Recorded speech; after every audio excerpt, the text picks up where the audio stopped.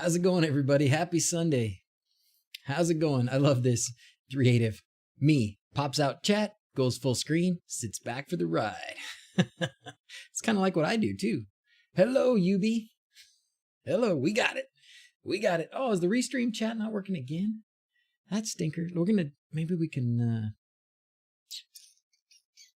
don't know. That's weird. Good evening, everybody. Ryan was first one today. Carlo, Miguel, Alejandro, David. I saw Frank up there. Saw Will, of course. Yusuf. All right. John Smith. Thanks for being here, fellas. So, how's everybody doing? Happy fourth stream of Christmas. 4 out of 12. And we are cruising. You know, it's funny. I've done pretty good about having a topic prepared. And I was looking at because I'm trying to make little thumbnails for each one. And I was looking at the thumbnail and the topic from yesterday, right? And it was like macros in wLED. And we did that. But then we did a lot of X lights. And we had Scott, who helps out with the development and stuff. And it was pretty awesome. And that's not even in the thumbnail. Chris Peterson, am I going to CES? You betcha. We're going the whole week this time. So last time I was only there for like 3 days. But yeah, going the whole week this time. You going to be there? We're going to do a meetup. We're going to do a meetup while I'm there for sure. Or is it DrZzs? You can say Zeds from wherever you are. It's the play on, the little Z's when you're sleeping, because I'm an anesthesiologist during the daytime. You're going to be there, Chris? All right. We're going to have a meetup. We got to pick a day. I think we'll pick an afternoon. The Shelly guys won't be there. Last time they hosted us for a little dinner, so they won't be there this time, they said. So we'll just pick a night, and we'll pick a restaurant or something, and we'll just say, okay, we're going to be here from 5 p.m. until they kick us out, and just have anybody who wants to come by and stop in and say hello. I'll be there. Rob will be there, and whoever else we can get. I know there'll be several other YouTube home automation guys, so let's make sure we get them all together. It'll be a good time. All right. The CES flu. Uh-oh, is there a CES flu? That's no good. That's no good. Why is the Restream chat broken? What's wrong with you, Restream chat? All right, let's try something. Let's take a minute and try and fix the Restream chat. We're going to copy this. Okay, it's copied to the clipboard. We're going to go here. We're going to find Restream chat. We're going to edit it. We're going to paste this in and see what happens. Last time I turned it off, turned it back on, and it worked. Like that ever fixes anything. Oh, that's ridiculous. Okay, we'll see what it does. Maybe it'll work, maybe it won't work. Okay, hello from Belgium. Hopefully better than the soccer game. Oh no, your soccer game's not going so well? Wouldn't be so far and so expensive. Yeah, sorry, Lessig. Where are you? I'm going to try and get to Europe next year. Isn't that crazy? I don't know if I can, but I'm going to try. I am sure going to try. I've already got China trip planned, and where else are we going? We're going to New York once.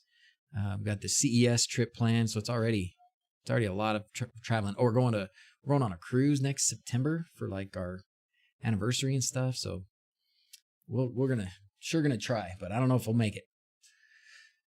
So today's topic. Did you guys see did the thumbnails show up? Or hopefully the thumbnails showing up.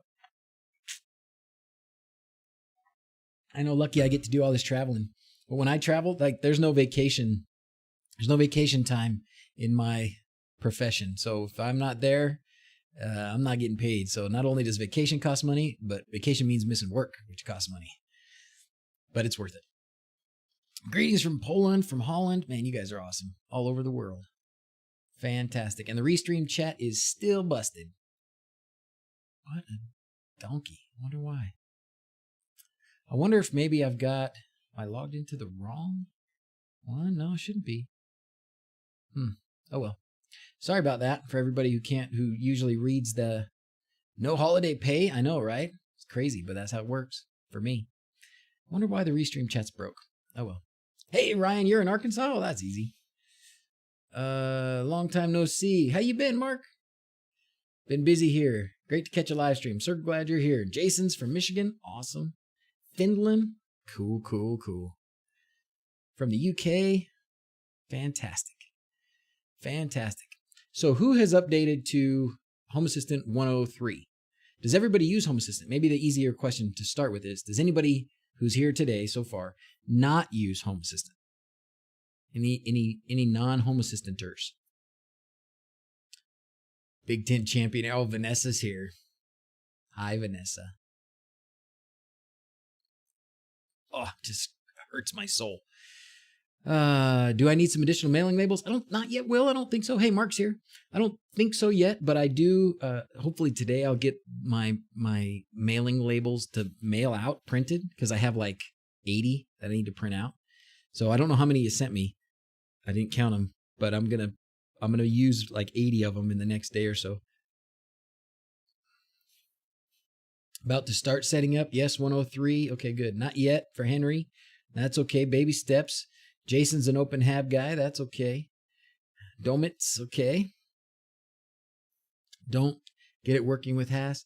Latest version always update day one. Matheson is brave.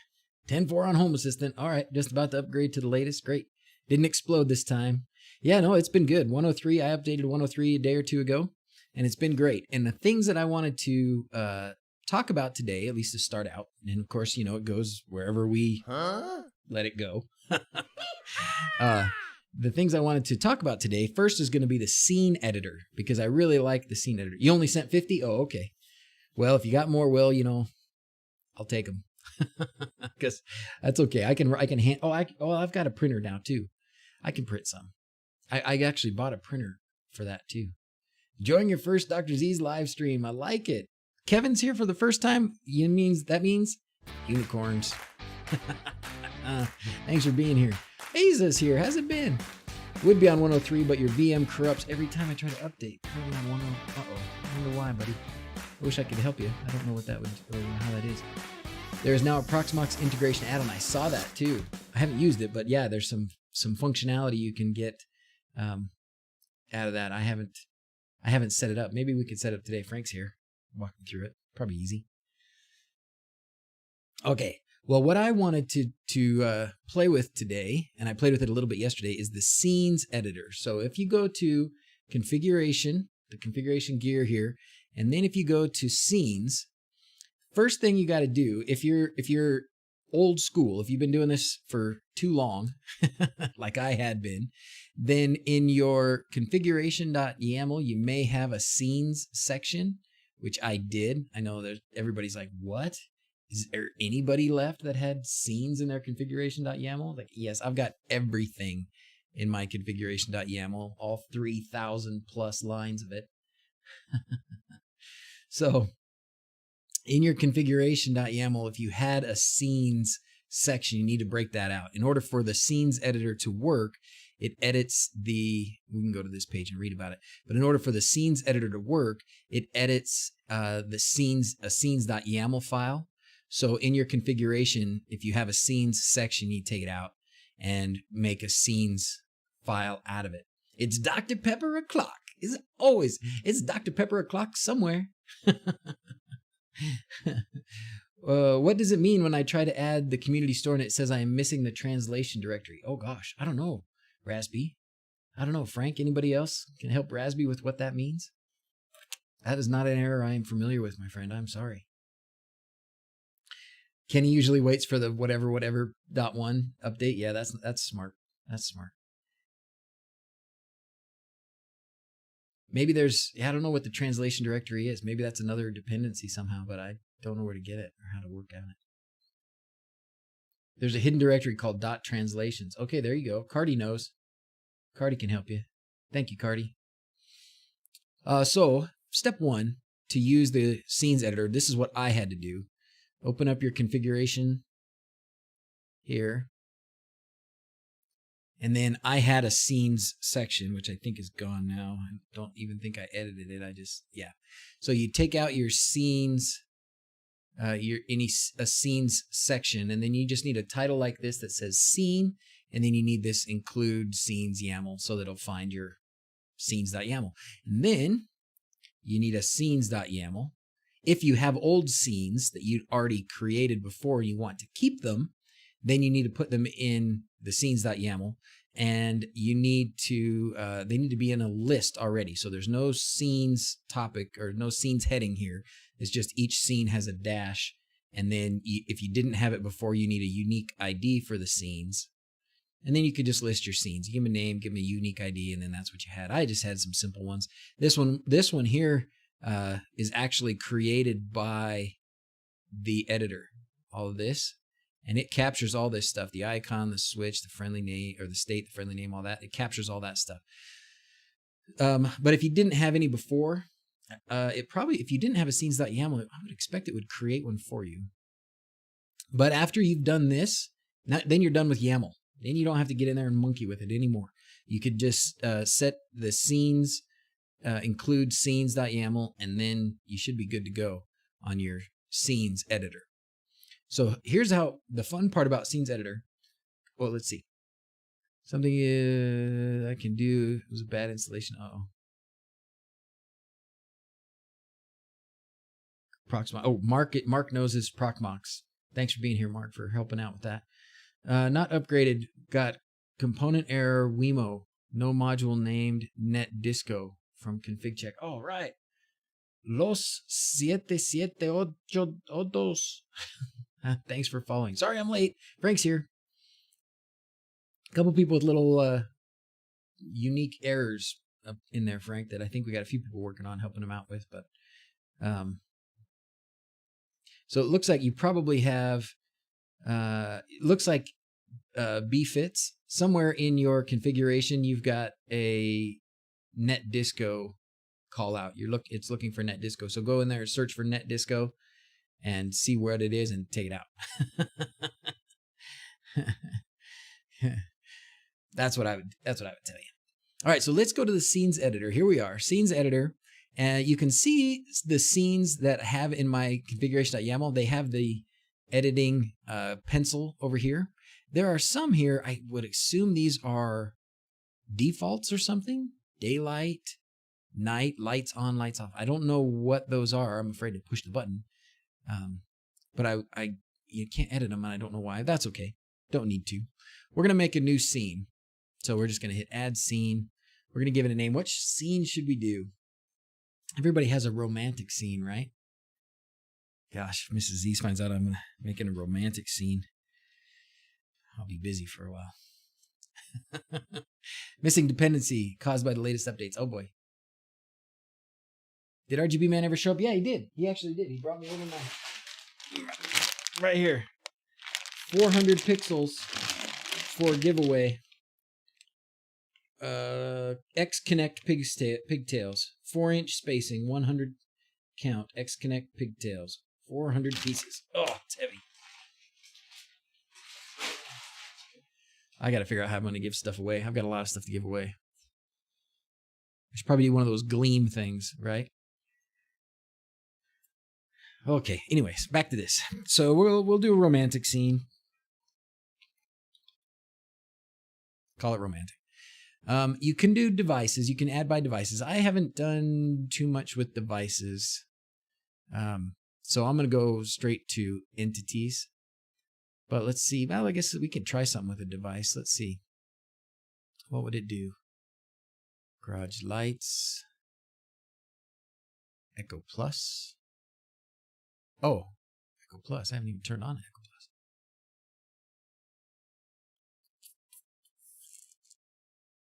Office display. This is my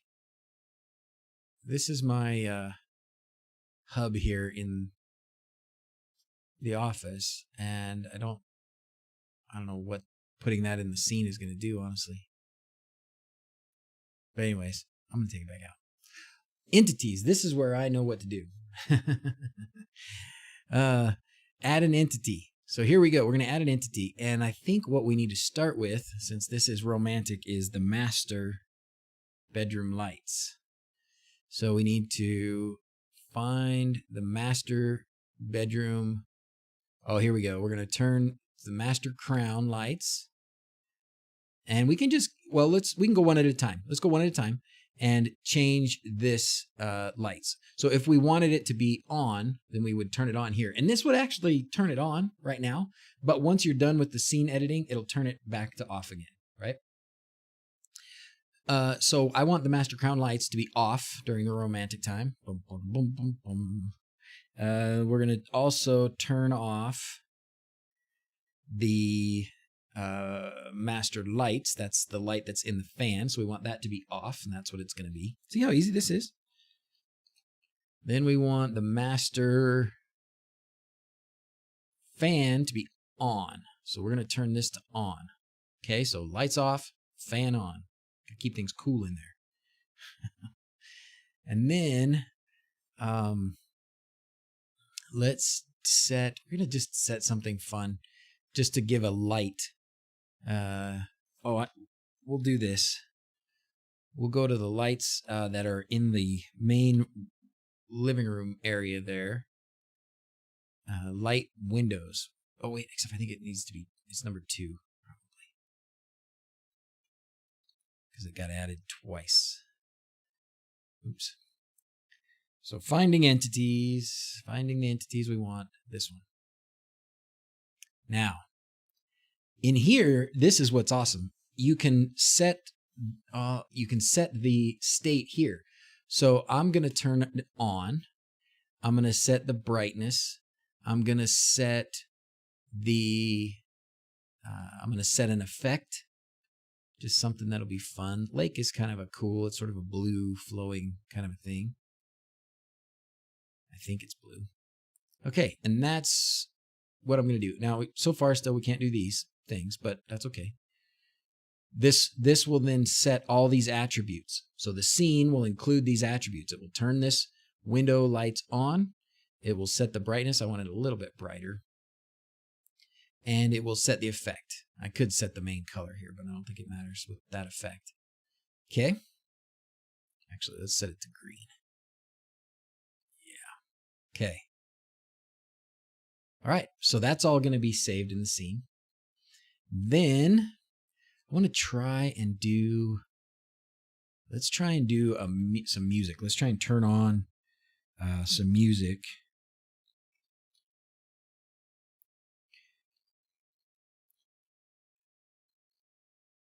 So we're going to do a media player. We're going to try and do Mom and Dad's room. Oh, is it the Echo Plus? No. Which one is it?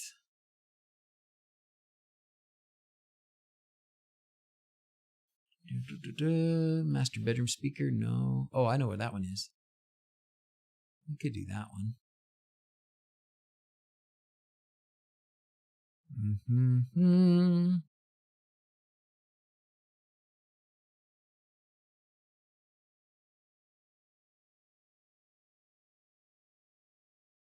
Go auto. Show. Yeah, sure. Let's turn the show on. Now let's go in here. And this will be interesting. So we're going to try. Can I do this? That's too bad. I can't. I was hoping to be able to pick the source there. Play the leader of the band. And I was hoping I could make it play a song, but I don't think it will work. I don't think that'll work. That is a weird romantic song, isn't it? Can scenes be called by Google Assistant integration? I know they can. If they can be called by a routine in the Echo app, Amazon Echo app. I don't know about the Assistant integration. Usually scenes, at least for Amazon, scene, you can flip switches and lights and such, and you can activate scenes. So that'll do. Let's try a different one of these. Let's take this one out. Let's try a different one. Maybe we can try, sometimes the Google ones work better as media player. So let's try that one that's in the bedroom. I've got Echo Dots and Google Minis everywhere, feels like. So we're going to go media player. This one, master bedroom speaker. And then let's see what I can do with this. I would love to be able to... So I want to set it to play. And set the volume somewhere there. I wish I could select... I guess I can't select too much of it. Oh well. Okay. I was hoping I could get it to play a specific song. And there's probably a way, but I don't know how to do it. Oh, and then the last thing I wanted to do was turn on the fireplace. This doesn't actually work right now, but there's a switch there. I just haven't made the connection.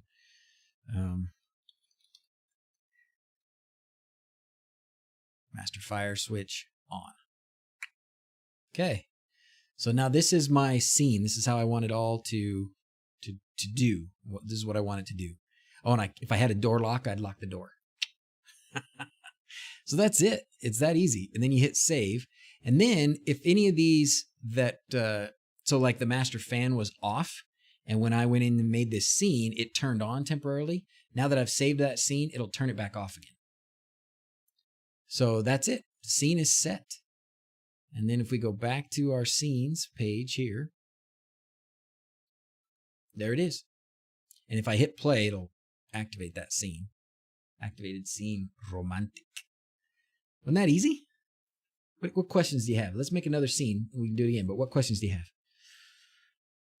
I forgot the most important part. What's that? Oh dear. Oh gosh, Jeff. Here it comes. What is it? Send the kids to the in-laws' house. That's right. Oh, I forgot about that. That's the other thing. We need, see, scenes don't need conditions. If it was an automation, we'd set a condition that says, if so-and-so is not home, then blah, blah, blah. The only problem I have with scenes is you can't switch between them. Each scene called turns the new lights on and doesn't switch off others. Ooh, police lights on. Remember the good old days? Yeah. Let's see. Let's work on that, Creative. Can't switch between them. Each scene called turns the new lights on, doesn't switch off the others. Well, I guess that's true. You would need to set those things all to, you have to include turning those off in the new scene, right? I see what you're saying. So you've got all this, but say this leaves the living room light on or leaves the bathroom fan on or something. You'd need to add that. You need to add turning those things off to the new scene. Maybe a variable would be first call if any scene on, call off. Yeah. Could do something like that. Probably have to do it in each one. Since it says brightness and stuff, it won't turn on other lights. R. Williams just subscribed. Let's do this one for you. Thank you, R. Williams. Thanks for being here. So what I did last night, what are some more scenes? I've not been a good user of scenes. I just started to do them last night. Let's just set some simple scene like, let's do a bedtime scene. Let's do a bedtime scene. And then we'll move on to automation editor after this. So bedtime scene. We're going to add an entity. When it's bedtime, we're going to do, I could do that. I could call an automation, but, oh no, that would just turn that automation on. It wouldn't trigger it. Doing that means turning off a new scene. Otherwise, how would you know what's on in what scene? I guess when you make the scene, the way I'm thinking of it, Creative, when you make a new scene, you set everything the way you want it right then. So you don't, I guess, need to consider what everything else is doing currently. You just tell it, this is how I want everything right now. Are you able to set a scene to an area? So the area would go from scene to scene. Master bedroom was in a scene romantic, and now it is in scene sleep. I started an issue. Paula said no. A lot of scenes for the kitchen, 25%, 50%, 75%, and off. That's good, Jess. That's probably a good way to do it. That's funny. Paula says nope. What was I thinking about? I can't remember already. That was fast. Can you copy a scene? Good question. I don't think you can with the editor, but if you go into the YAML file, you can. Sleep follows romantic. I guess what you'd have to do is, you do that with an automation. Let's do sleep. Let's instead of setting this, well, yeah, bedtime is kind of the same. Let's set one that says bedtime. And we're going to set it for, this will be more for whole house. Okay, so let's do whole house. I want then the kids' lights. So I'm going to go through and turn off a bunch of the girls. So I'm going to turn off girl's sun. That's just one of the lights in their room. I'm going to turn off the girls' lights. Then I'm going to turn off the boys' lights and the boys' sun. That's just how I distinguish between the lights in the ceiling and the light on the fan. 3 minutes. Nice. Very nice, Will. Very nice. Romantic, 3 minutes. After that, turn on sleep mode. Oh, Rob's here too. And everyone else. I've got an interesting Home Assistant question. Is there a way to adjust brightness, color, temp of applicable lights based on time of day?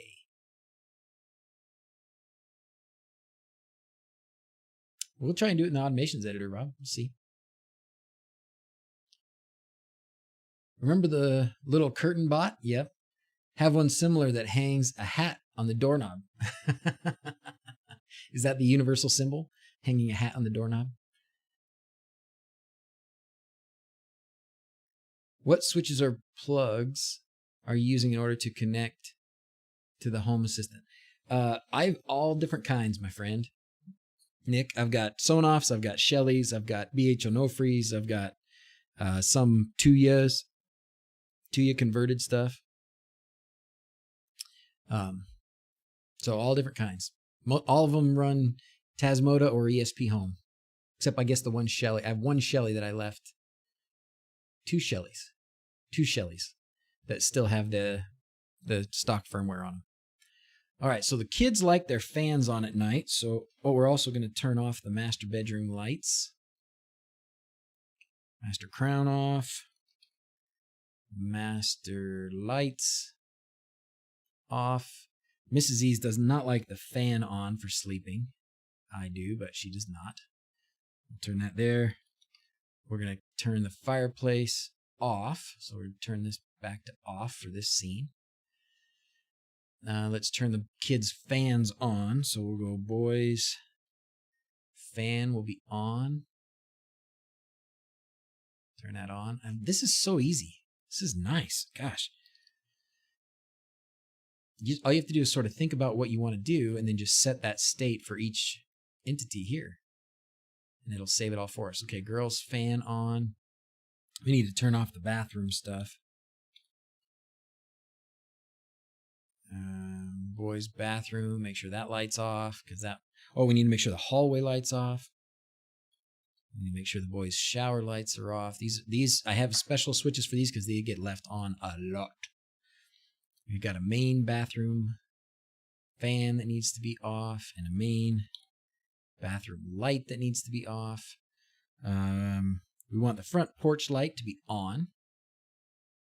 We'll turn, back porch. Got the wrong one.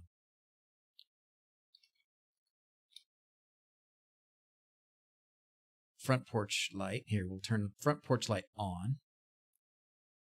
The girls have their night lights. So let's turn on their night lights.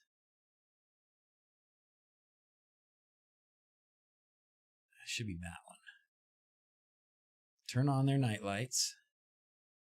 And, this looks like I did this in MQTT. This is an MQTT light. I wonder if that's the right one. Yeah, I'm sure it is.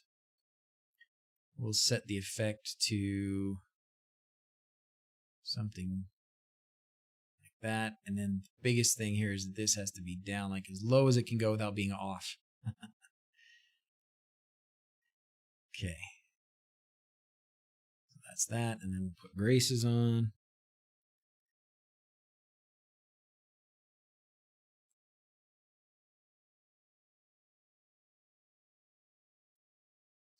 way. We'll put hers on a different one though. Put hers on just something like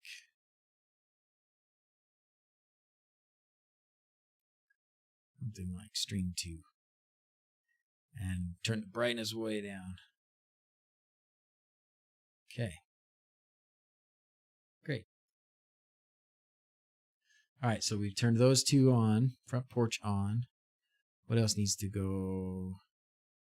Did I turn their fans on? I did. I turned their fans on. I turned my fan off. Basement. The basement lights need to be off.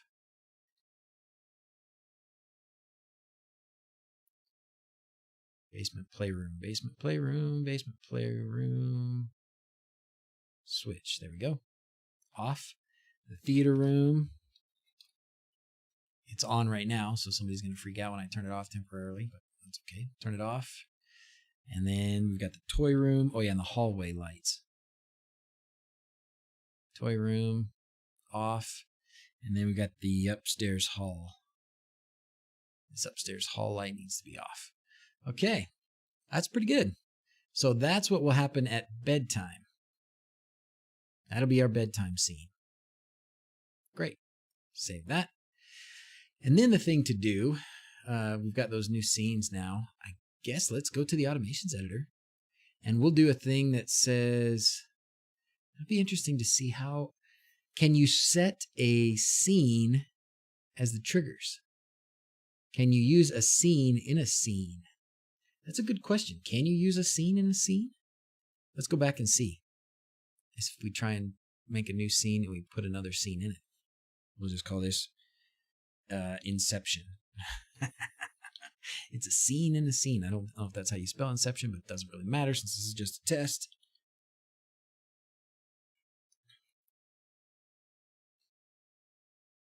There are scenes. Look at that.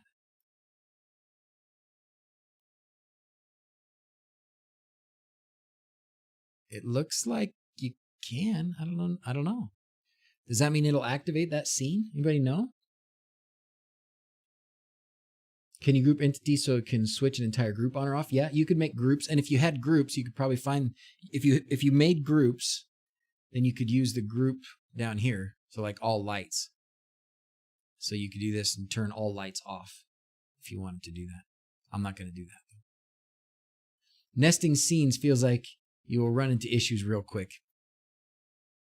It's funny because a scene's not really on or off. It's just, it's been activated, right? It's not like it's a toggle where you know right now everything in this scene is true. I don't think it saves those kinds of states like that. It just says you activated the scene.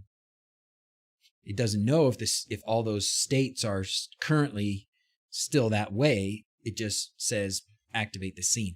So I assume that when you do something like this, it would activate the scene, but I don't honestly know for sure. We'd have to do it and then test it, I suppose. Haven't started with Home Assistant yet, but making sure I understand the system. Good, Doug.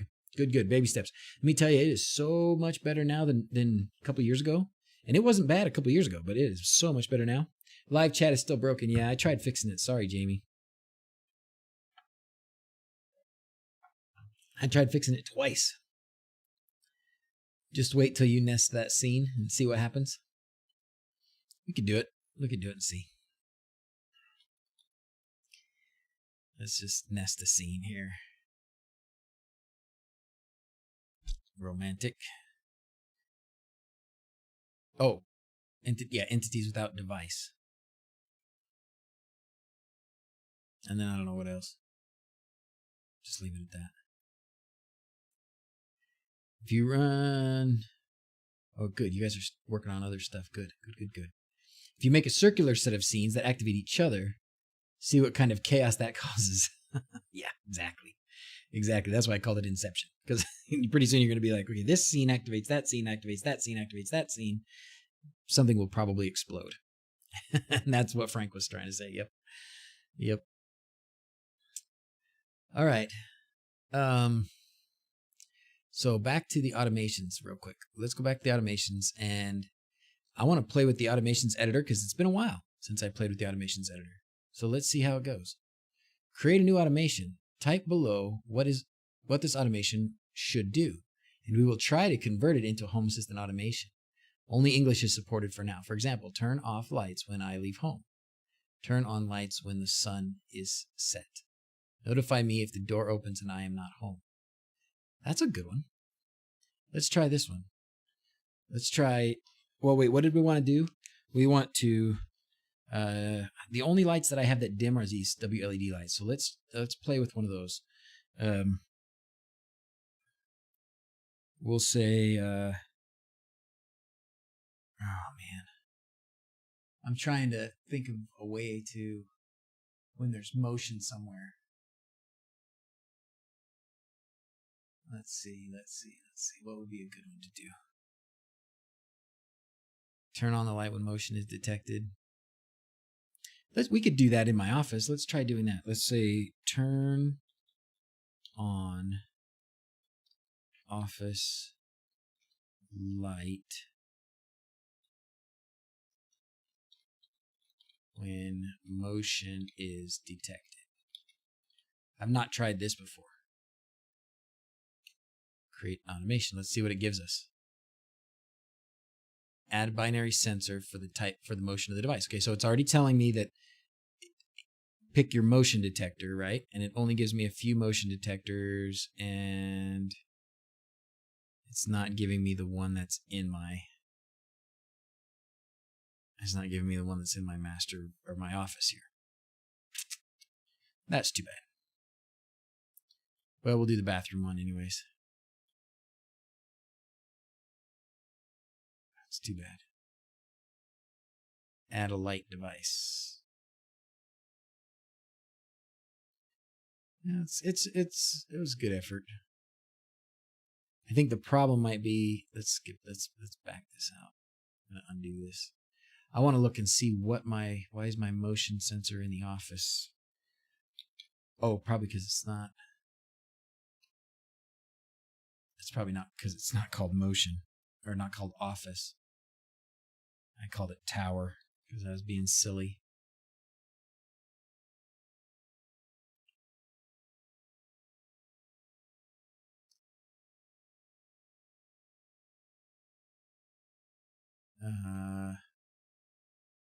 Tower, is it PIR? Let's just try PIR. So this is just me finding my devices because I've got so many and I haven't been very consistent with my naming. There it is, binary sensor, office PIR, off. Let's see, it must be. Oh, so there's been some. It just doesn't detect me moving very much. I came in here at 11:19, or that 11:22 was the last time that it detected motion. It's not detecting me now. But that's what it is. So we're gonna use this as our trigger. So let's go back. Automations. Things are slow today. Okay. We're going to skip this part. We're going to just do a new automation. We're going to do office, motion, lights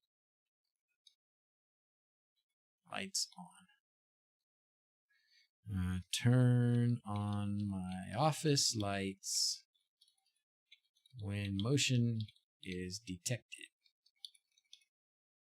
Okay, trigger. So the state, yes, that's what we want, of this entity that I just copied, binary sensor, PIR, when it goes from off to on, that'll be the trigger. Add a condition. Should we add a condition? Let's add a condition that I am home.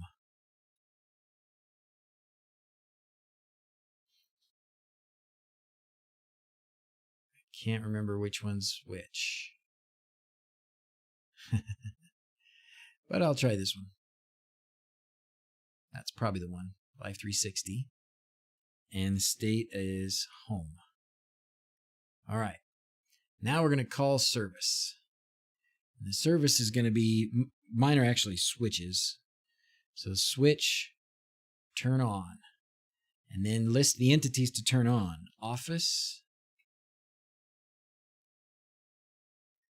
And then let's see what we can find here. Office crown. Great. Let's add another one. Can I add more? Or do I have to add a whole, nother action, huh?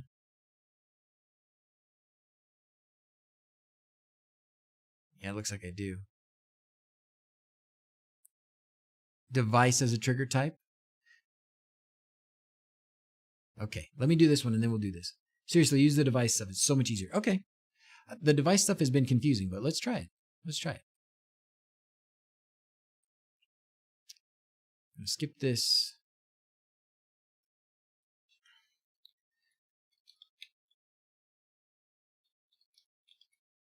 Office arrival. All right. Trigger. So trigger type device. And then what device? We're going to try and use that PIR in my office again.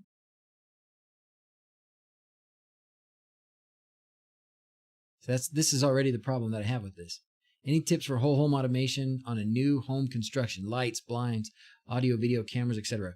Wellington, run a buttload of like Cat 5 cable or 5E or something like that. You don't have to go too crazy and get really expensive, but I would put a Cat 5 type cable, an Ethernet cable all over the place. Any place you want to have a camera, at every door, at every window, just fill the flipping house with that stuff. Because then later you can very easily add components in those locations. You can add power over Ethernet cameras.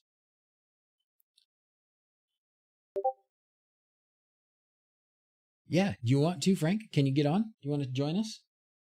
Frank's going to walk us through this.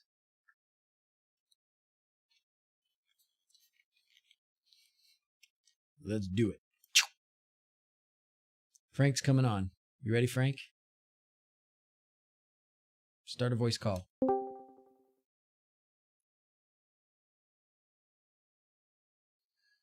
So then the devices, try Office. Oh, it wasn't Office, it was Tower, right? What if I just do PIR? Nope. Hey, Frank.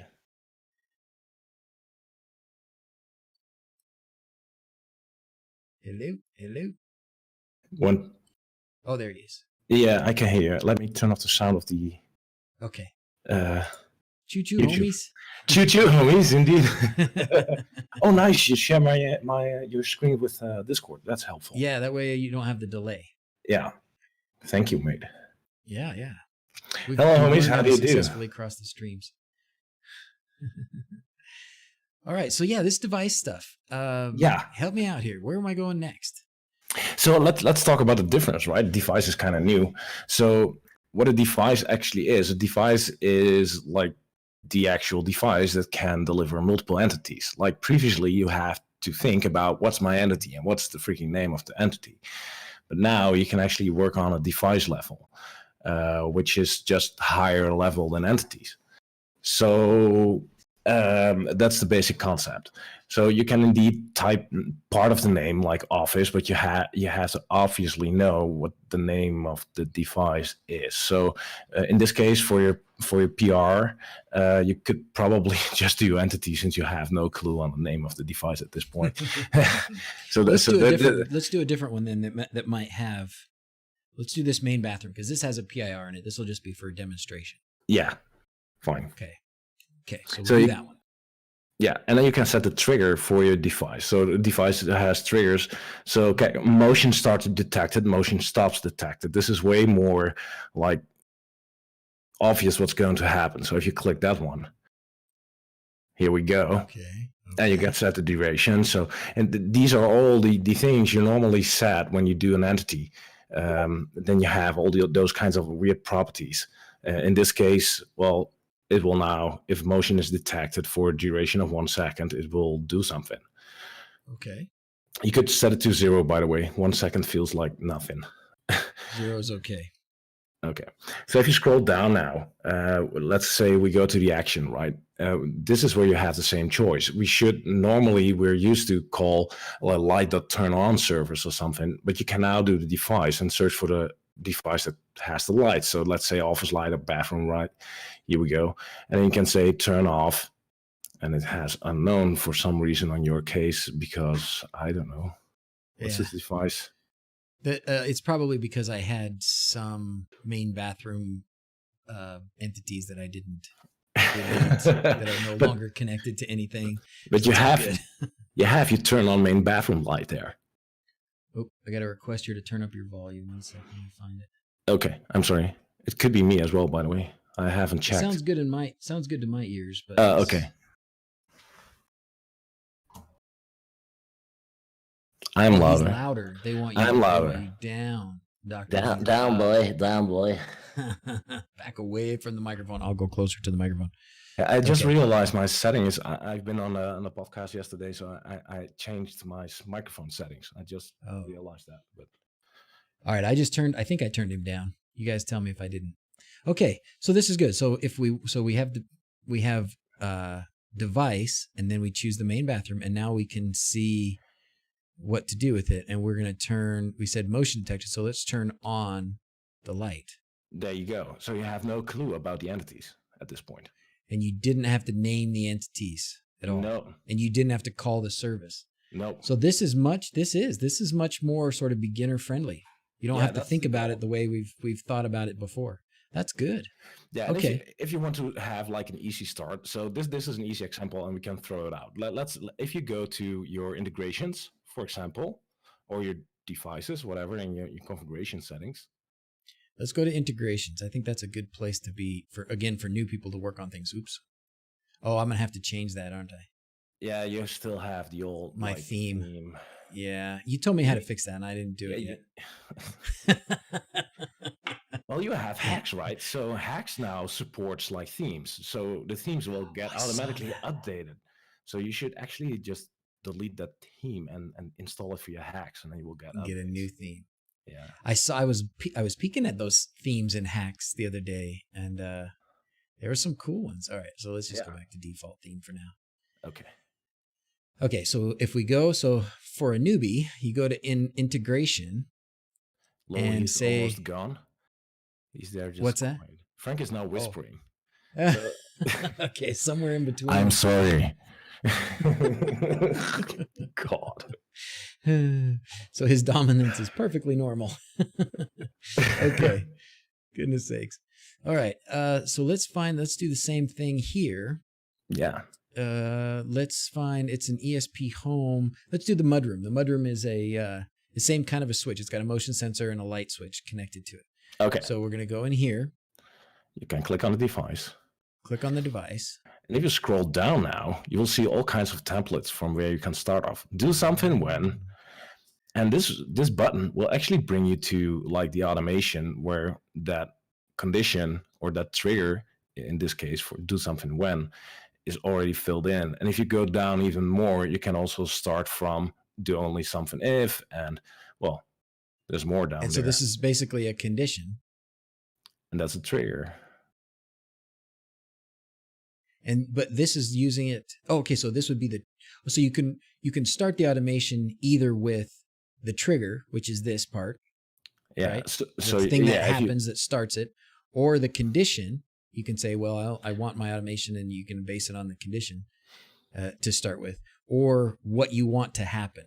Yeah. So if you go up and you had a couple of things there, right? We can do this. Let's do the motion stopped detecting. Yeah, click it. It will bring you to the automation. And if you scroll down, you will see that parts of it is now filled in already. I'm sorry. Uh-oh. Catching a cold here. You don't have the plague, do you? That's horrible. What is mudroom? Mudroom is a room when we come in from the garage before you get to the kitchen, where you can throw your shoes and your coats and stuff for the kids. So when the kids come home from school, they come in through the garage door, and that's the first thing that they hit is the mudroom. And they can throw their shoes in there, they can throw their coats in there, they throw their backpacks in there. We have kind of like hooks and locker little things for them to put their things in. And then they can go into the house. Is it like a scullery or something? It should be. Okay. It's like a human scullery. It's the place where we hose down the kids before we let them in the house. Okay. All right. So if motion is stopped detecting now, so this time I want it to say if there's no motion detected for 5 minutes, then do the thing. Yeah. So now down here, I can also do device, and I can choose mudroom. Yep. And then I can say turn off mudroom light. Mudroom light. Oh my gosh, that is easy. So it's kind of weird. Like, we are all used to use the entity concept, right? So that's still like we're hanging on to it somehow. But yeah, in essential, we're working with devices.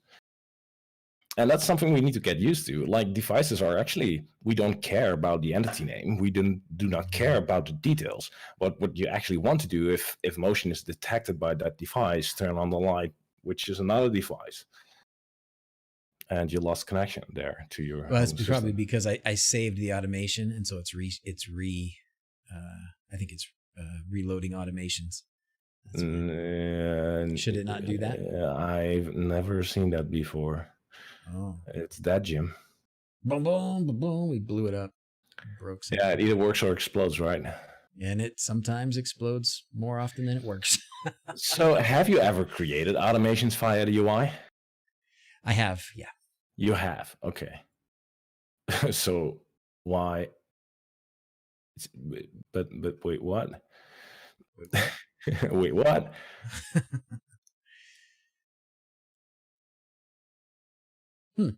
Interesting. Well, yeah, that was a nice stream. Day. Have a nice day, everybody. Have a nice day. Choo-choo, homies.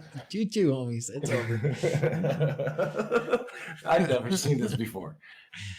That's funny. I wonder why.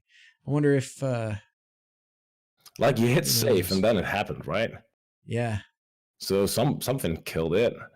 Like, let's see if Home Assistant itself is still running. Like, if I can get to the automations editor and undo. You should get to the logs, by the way.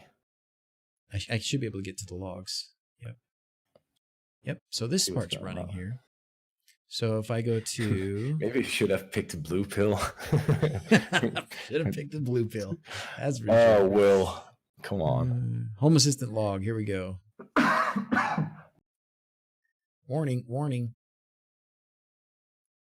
Oh, my screen is a bit too small. Can I enlarge this one? Yeah, I can. I can make it 1080. No, I know. It's just I hit maximize. It was still windowed. Okay. Oh. But now I cannot see the chat, so that's a bit nasty. So the last things that happened. So you have to scroll down. Like, you're way up. Here we go. So, okay. That's not special. Scroll up, maybe. See if there's a warning popping up. Is that even the time matching for you? Yeah. Yeah, it is. Yeah, it is.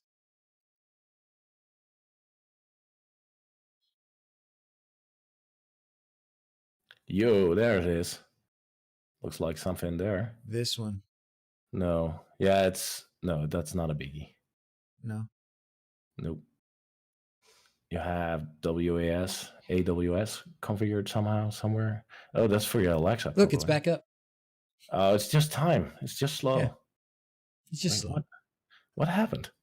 I don't know. But that's it's fixed. No, it's that's not good. Come on. What do you mean? It's perfect. It's just exactly like it's supposed to work. Your configuration, mate. Oh boy. That's probably what it is. It's probably that. I've told you like a million times right now. Hey, do you got that 3D printer yet? Well, it's actually pretty amazing. Like, you're trying to build an automation from the UI right now, and you're thinking, what is that device called? Yeah. Like, isn't that a hint? That something's wrong, right? It's not even config splitting or something. It's just like, come on, mate. If I leave all my stuff out on the floor, then I know where it all is. It's just the same principle as being a teenage boy with a messy room. One of these days I'll do it. One of these days. Like, guys, come on. How's your setup? Do you have like you're watching DrZzs right now, right? Is he the example? Can we group buy a 3D printer for Frank? Yeah, let's do that. You gonna gang up on me? Oh, man. No, I'm not, but it's just for yourself in this case, man. It's not like I want you to split configuration. Everybody should use a config structure that matches their own like needs and the way they're thinking. Like my configuration structure is no way appropriate for everybody, but you should at least be able to find your devices. That's it. I'm sorry. 2,634. That's that one. Let's see what's in the automations. I think the automations is worse. I don't know if it's bigger, but I know it is full of stuff that's not used. That's also 2,400 lines. Like JD says, learn Node-RED. But if you do not know your devices, you will still have the same issue in Node-RED, though. it's just, oh man. But yeah, I'm a bad example. Like I'm not using Home Assistant fully as well. So who am I talking funny. to? How long ago was it that you weren't using Home Assistant yet at all? It doesn't seem like it was that long ago. It was a year and a half. We actually talked about that yesterday in the podcast. So what happened is, like, I was in a podcast of Home Assistant 2 years ago when I just started out. And one of the main things we talked about was like me not using it. And now 2 years later, we're talked about it again. And yeah, I use it, but still, like you probably have the same thing. Like we fiddle around with the thing, right? We stream about it, we play with it, we try to show people stuff, we experiment with all kinds of things to show in YouTube or on a live stream or something. And in my case, for development. So my system is always in kind of flux. Exactly. And then I try to do something, and I think, oh, I should build this, I should fix this, or something like that. And then I drift off, and the thing is just half baked there and never finished stuff. So that's it. That's it. Yeah. Exactly. Yeah. That's it. Exactly.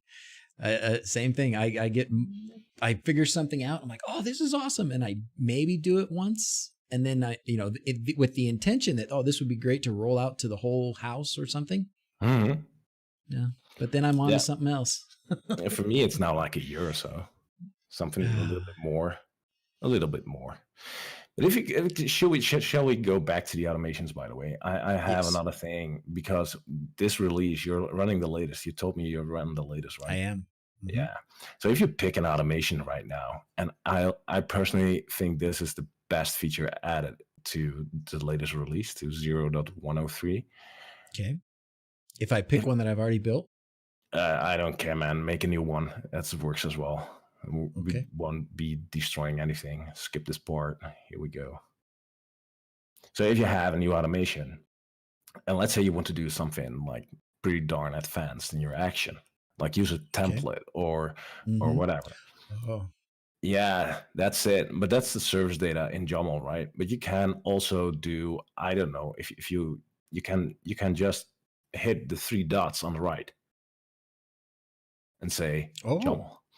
And you can now just write like just the action part. So if you normally write it manually, you can now just put in the YAML that will be put into the action part of the system. So you can still use all the devices and areas which you still haven't used. I quickly glance, you haven't used areas. No yet. areas. But no areas. But you could do things like, okay, when a motion is detected in a certain area, does that work actually? I don't know. But if a motion is detected on a device, for example, you can still do an advanced action in YAML. And that's cool. I think that's really cool. I like that. Let's look at one that I already have done. This is an old one that doesn't even work anymore. That's a Let's good look at it. Let's look at it. Oh no, this is the new one. No, yeah, kind of. This is still not full. But if I do this, I go edit as YAML. I mean, it's already it's showing it down here, but basically it just then the service isn't up here. But I can change this to edit with UI, and then you can do the call service and such. But this is one that was already existing, and this is what it would look like in YAML. So if you are used to YAML, you can do it this way too. Yeah, but you could do some more advanced stuff. Like not everything is supported by the automation editor. So that's one of the issues there was, right? So right now you can just go haywire. That's great. And still use parts. If I didn't know that when the automations editor was brand new, there was a lot of things to me that I couldn't do that I wanted to do.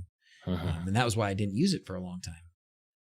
But seems like we're less and less of that problem now, for sure. Yeah, I personally like the devices stuff a lot, but yeah. That makes sense. I'm going to have to change my way of thinking a little bit to really make the most of that. But it's definitely, I like it because it's going to be a lot easier for people who are new coming into this to not have to think about it in sort of an, the archaic way, or sort of I don't even know what to describe that as, but you don't have to, you can think about it as you use it rather than as you program it. Yeah, exactly. Awesome. Well, good work, Dan. Yeah. There's a question here. Let me see. The hookup is quoting me, so that's always interesting. Oh boy. I have an important question. Is there any way to preview the JSON that you need to call a set of properties in the service? No, there's no JSON anymore. We do YAML now. Everything is YAML now in the Home Assistant. However, the JSON equivalent is like the same. There are like JSON converters, YAML JSON converters online where you can put in YAML, and then it will spit out the same in JSON. And actually, Home Assistant itself is still JSON compatible. So if you have one of those YAML fields, you can put in JSON in there. JSON is YAML compatible. So I don't know if this is what you're looking for, Rob, but if I discovered this the other day, if you go to the states page and if you look for an entity, like I was messing with this last night with my media player, and if I look for a media player, like the one in my office here, everything is slow this morning, which is the workbench.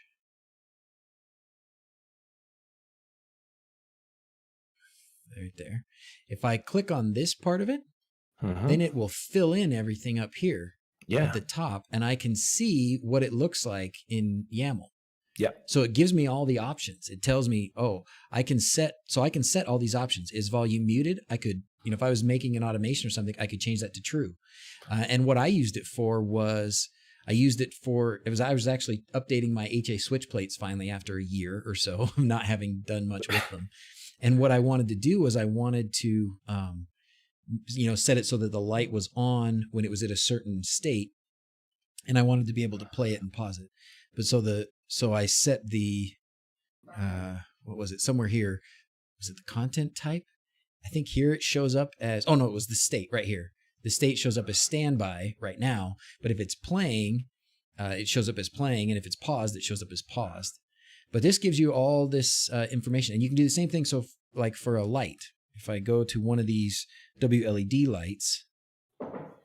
Yeah, and you know what to use when you make an automation now. That's kind of cool. Like you've got the structure right there. Yeah. Yeah. Okay, there's a lot of questions now popping up. And Node-RED is using JSON. Yeah, Node-RED will be using JSON. That's just how Node-RED works.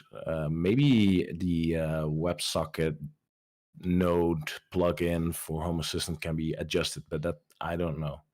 That's not like my world, actually. So the Christmas tree, this is one. This is a wLED. So if I click on that, and then I can go back up here, and this gives me all of the available attributes. Yeah. All of the, the states.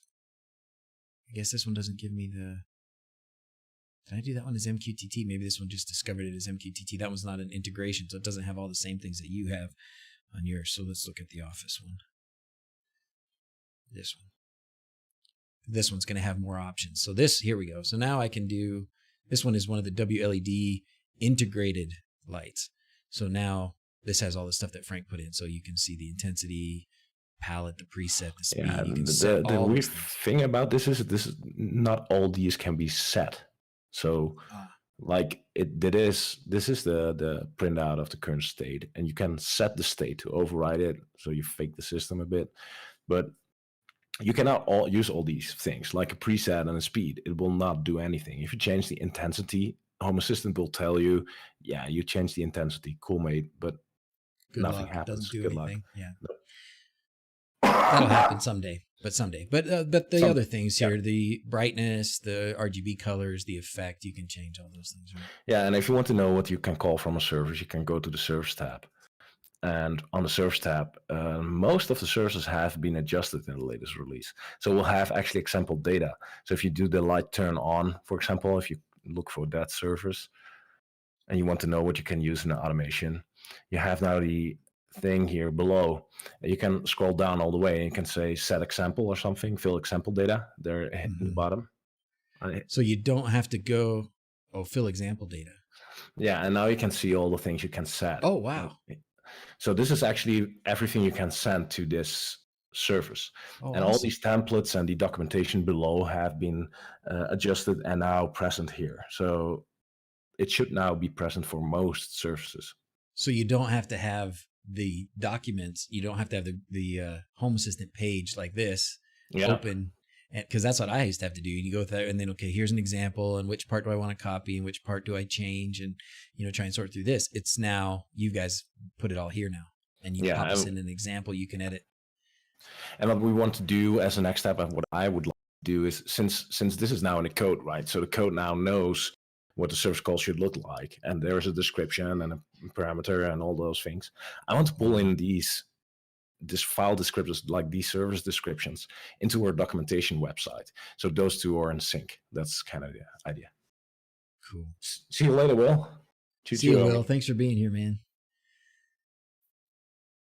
Thanks for being here. This stream started. Oh, wow. What is that?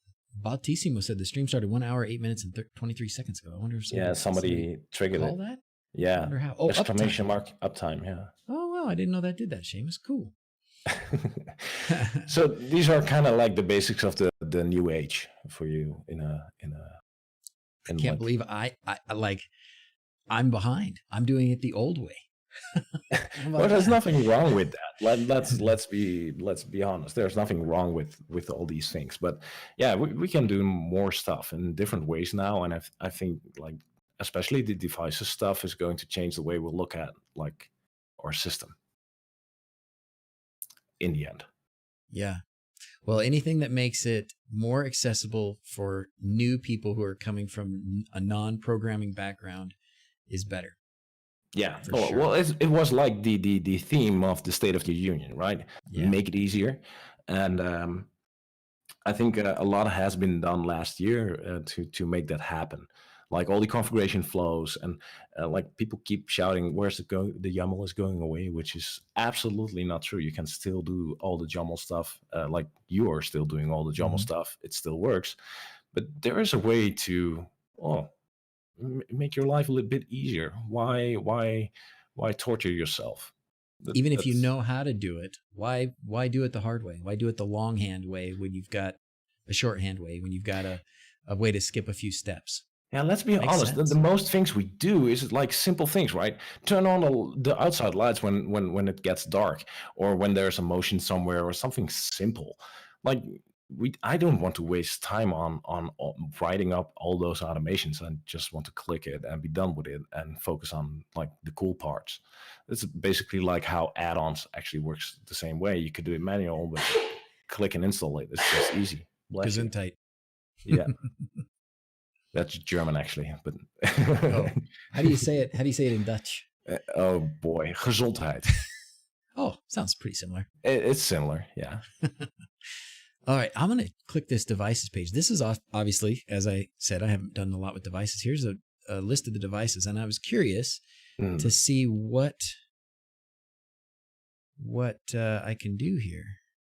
It's just a list. And if you click on it, it will open the device. So the same way as you go through the integrations and then the device. So this is just, and you can filter on it, and you can see the area and a battery status if it's present, I think, not sure.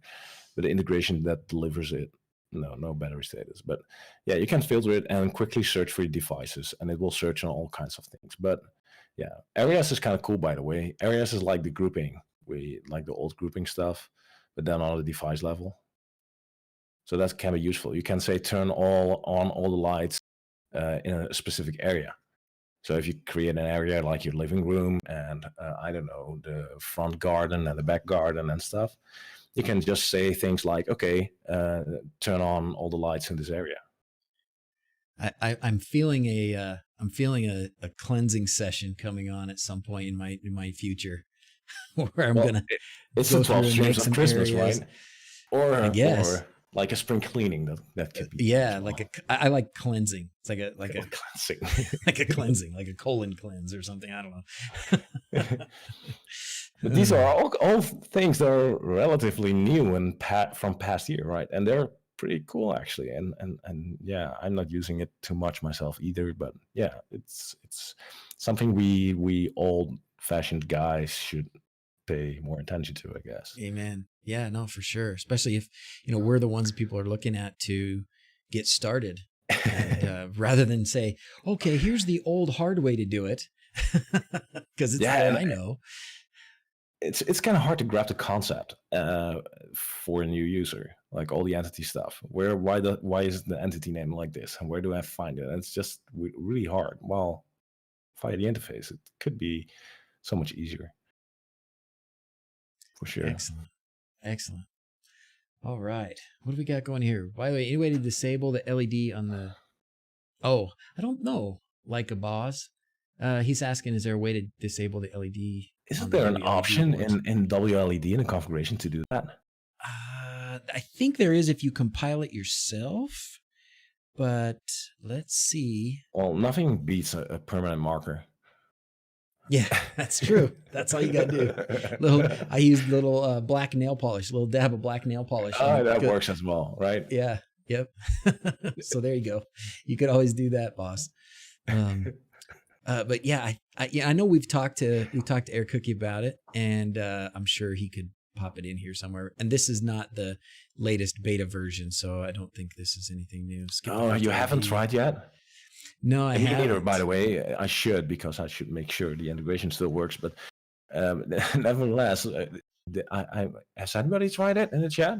I'm looking forward to it. Yeah, last night when we were doing day number 3, we had several people that said they were using it, and then I was texting with somebody today that said they were all of the non-user interface parts of it are working great, but they did a lot of updates to the user interface, and the person I was talking to, I can't remember who it was just saying that this part here that I use quite a bit was having some bugs. Still, but it's all different. But the MQTT stuff, and I think they said the integration and all that stuff was working well. I should try. I have a couple of fixes as well, and still should do the service calls. That's something on my list, high on my list. I started using wLED myself as well, so there's now an extra need for it. Good. I always like it when you adopt the things that I like, because I know then they're going to get attention. It's cool. He did like something really good. He did an amazing job. It's been just a game changer in the addressable LEDs for rookies kind of world. So it's fantastic. It doesn't matter how easy an interface is. Some people will always screw it up. It took my mother-in-law 3 hours to connect a Roborock to Wi-Fi. I must be honest there, Rob. I have a Roborock. It is hard. I lost it now on my Wi-Fi. Not sure why. Oh, no. So I have to figure it out. Oh, no. Do you have a RoboVacuum?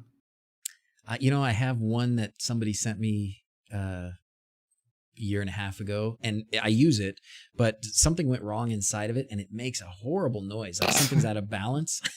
So my wife won't let me use it in the rest of the house. So it's just up here in my office. But that would be a great review. Well, I did it I did it when they sent me the vacuum, and they're like, hey, would you do this for us? And I was trying to figure out how can I review this and not just review it. And so what I did was I set it up and talked about it, but then I used the Alexa app that it had. Oops, sorry for saying that. The Alexa app that it had.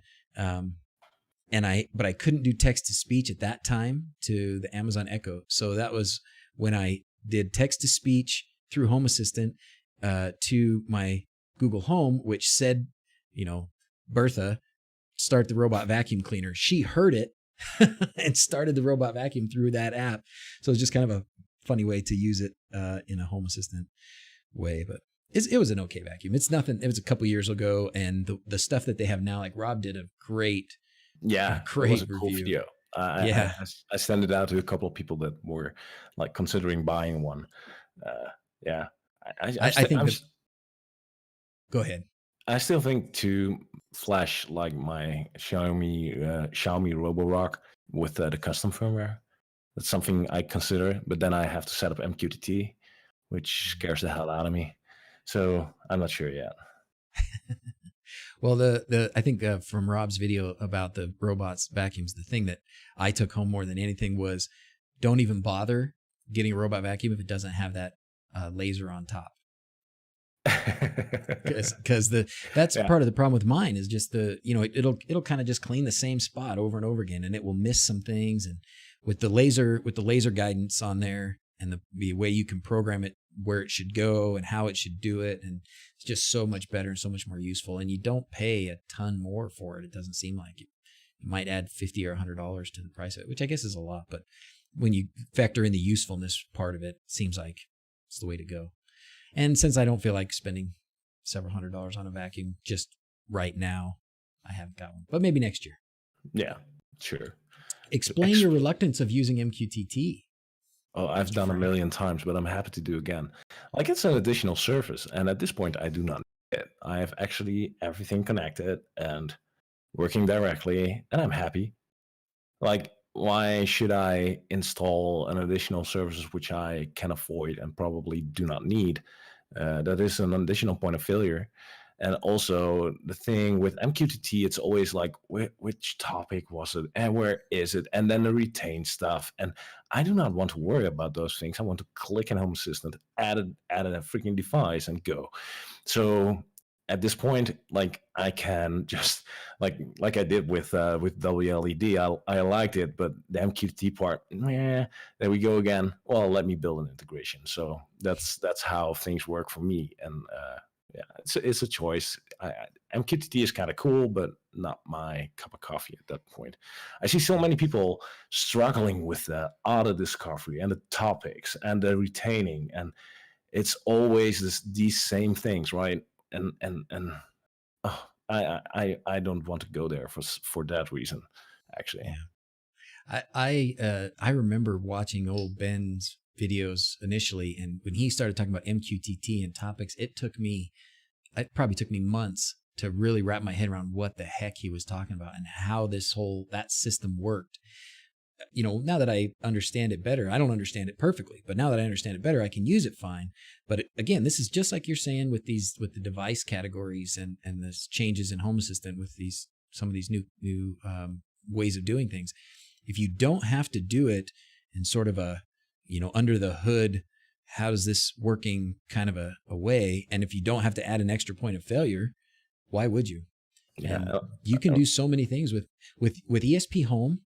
Yeah, wow. You can do, ESP Home is like the great DIY non-MQTT simple thing to do as far as, taking a D1 Mini or a Sonoff and turning it into a Home Assistant local only kind of a switch. ESP Home is fantastic. And again, you don't have to set up all those other the MQTT part or worry about the topics and all that. And Rob is kind of right?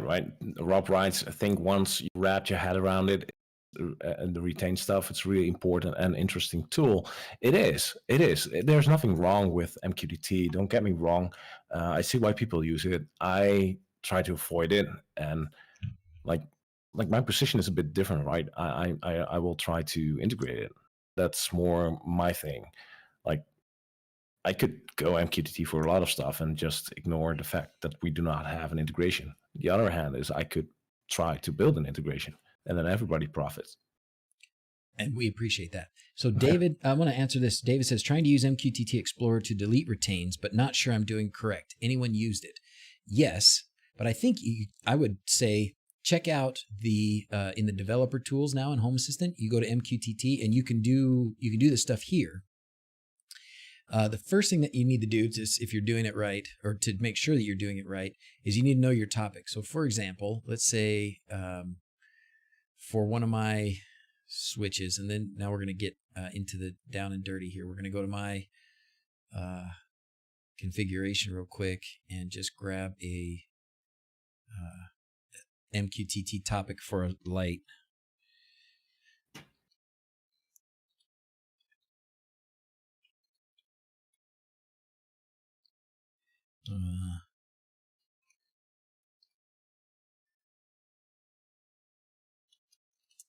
So many. Wouldn't it be nice? Let's see. Would it be nice if it all was like? If it was all in a No, just go to the right folder. I don't know. It's okay. It's just no. Let's find. I didn't say that this time. You didn't have to. All right, so let's just say, because I think I do have a retain problem on one of mine, so I figure I might as well try and fix it right now because I haven't messed with it. It hasn't been bothering me. Golly, do I have a lot of switches or what? Office lock, office closet, tower 3. Okay, let's try this one. Yeah, this one. So you got to go in here and get the topic. Okay, so there's the topic. And Rob's going to tell me if I'm doing this wrong. And then you put the topic in here. And then you just send an empty. That's correct. You just send an empty message. So I just go publish. Sending an empty message. Empty message is clearing the topic. So now if there was a retain, if you had a retain error where something was retaining a state and or like your MQTT broker was retaining the state or something and then you restarting Home Assistant and that light would misbehave, it would turn on when it shouldn't or whatever, just put that topic in there and send a blank payload. Oh, listen first. Listen to the topic. You don't have to listen to the topic in order to publish something on it. Maybe he was explaining something to somebody else. Oh, that could be. But anyways, that's all. That's what I did. And then I Rob's old video about the MQTT retain, I learned 2 very important things, and I do it on all of my Tasmota devices now. And that is the switch retain 1 and power retain 1. I wish those were the defaults, but I don't think they are still. And there's probably a reason that they're not the defaults. If you go into console and then just Rob says power retain, it was incorrect, by the way. You should send a blank retain message. Like I'm not a blank retain message. Not sure. Send a blank retained message to clear it. Oh, does it? So now does this thing give you? This doesn't give you the option for retained. So you do need for that. You do need MQTT Explorer or something, right? So we can do that. I thought a blank message was enough. Okay. My MQTT is just bad. That's mainly because I'm not using it. I've played around with it for sure, but yeah, we're the wrong people to be instructing about this, right? Rob, go live. Explain it. Go live, Rob. Let's do it. We need to get Rob on for a 12-day to Christmas. What day you want to come on, Rob? The Rob day of Christmas. All right, so let's see. Now. Control V. Okay, so I'm in MQTT Explorer, and here's that same topic that I used for that one switch. And if I click this retain down here and then publish a blank, oh, that makes sense, Rob. I understand. That makes sense. Retain because blank. If you don't publish, because then you're retaining a blank instead of before it was retaining an on or an off. So then you do publish and bingo. Frank needs to learn MQTT. I'm going to learn MQTT, by the way. And I'm going to learn Node Red also. It will happen. No, that's not needed. No, not necessary. Never mind. Okay. No, that's my opinion. No. Yeah. Wednesday sounds good, Rob. Sorry. Are you going up Wednesday? Oh, that's cool, Rob. I will be tuning in. All right. We want 12 Home Assistant YouTubers live for the 12 days of Christmas. Oh boy, we'll have to collect some. Well, I don't know if we can get 12. There's a lot. That's a lot. Nah, there are more than 12. There are. Yeah, I'm sure there are. I would love to get, I've never met Juan. I've had a little bit of communication with Juan M Tech on, oh yeah, there's Quindor. He counts. I've had a little bit of communication with Juan, but he does great stuff. I love how just concise he is and how clear he is in his communication. I actually met Quindor, but that's so long ago that he didn't remember actually. Was it at one of his LAN party things? Yeah, or something? Actually, I was from a different LAN organization, so we met a long time ago. But that was not like that time. That's like, I don't know. That's maybe 2005 or something, 2004. That's a long time ago. That is a long time ago. You probably both had a lot more hair. God.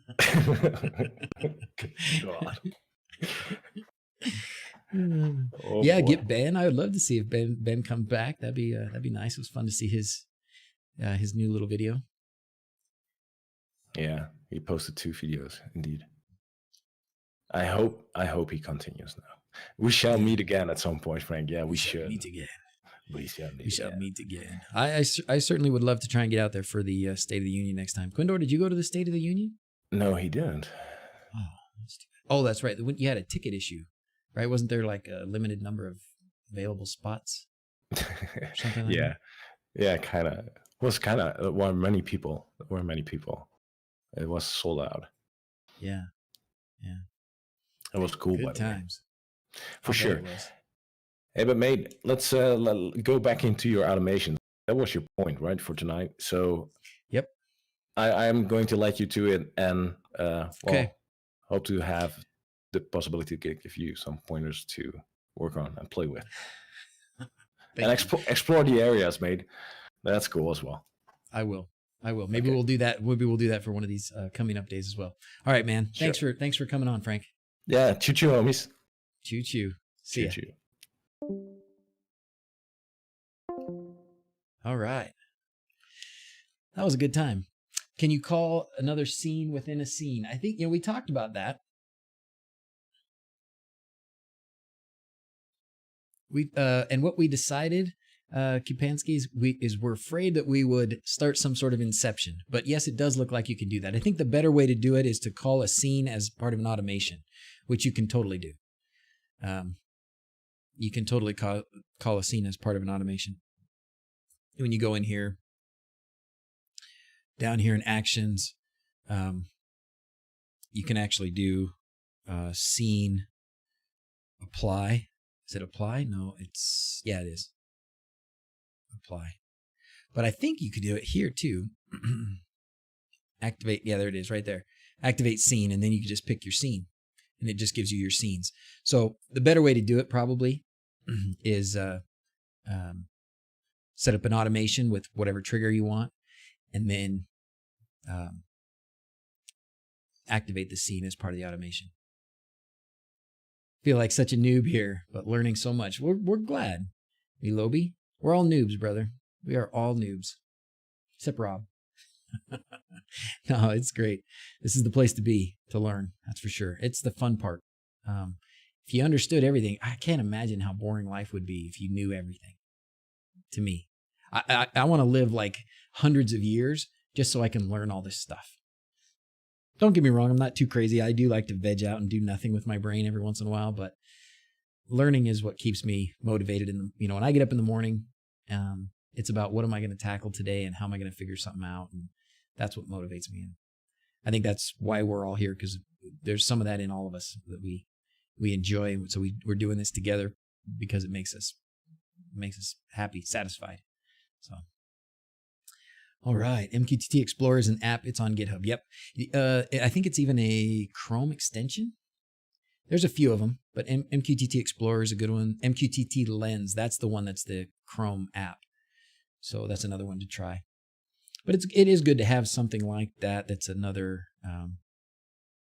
trying to see which one I have. Because I used to keep one. Here it is. And it might be MQTT Explorer. I used to keep one pinned to my taskbar down there at the bottom. Yeah, it is. So MQTT Explorer is in my taskbar.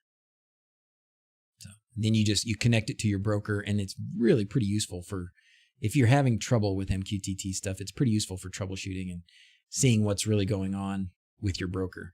What messages are coming in, what messages are going out, all those things. First live stream today. Then it's time for some airplanes. Love the song.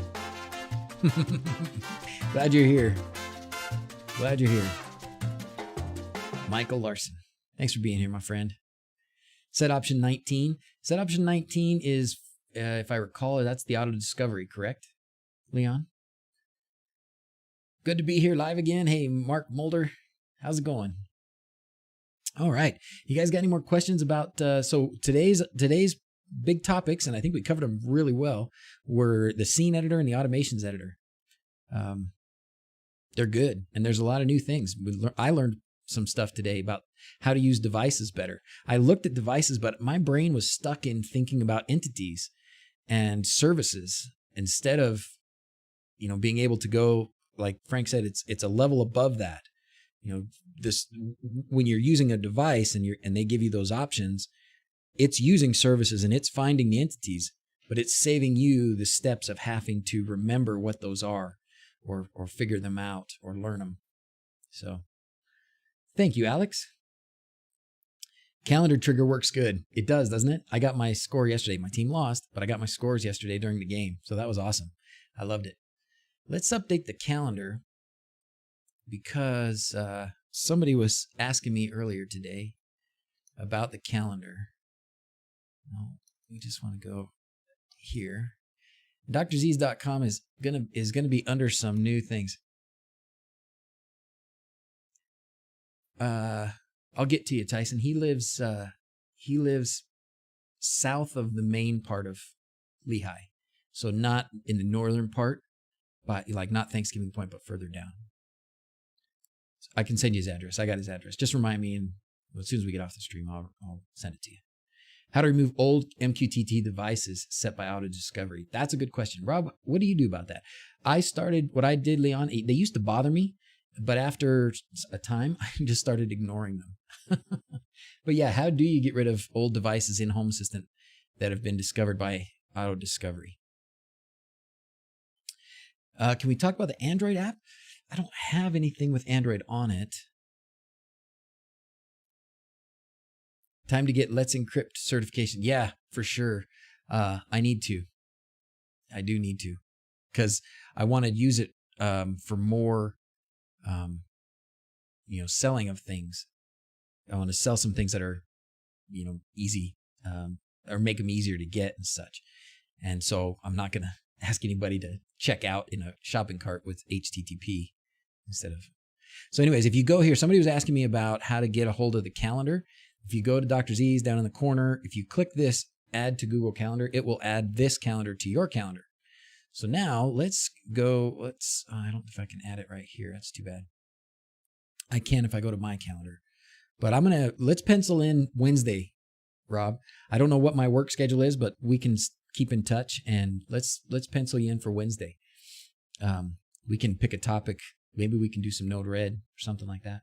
Whatever you feel passionate about currently. That'd be fun. I've got my list, but my list never goes away. Let's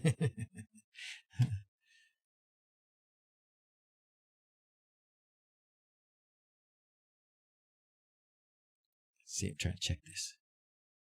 Update. Home safe and sound. Oh, good. Good. Glad, I'm glad, man.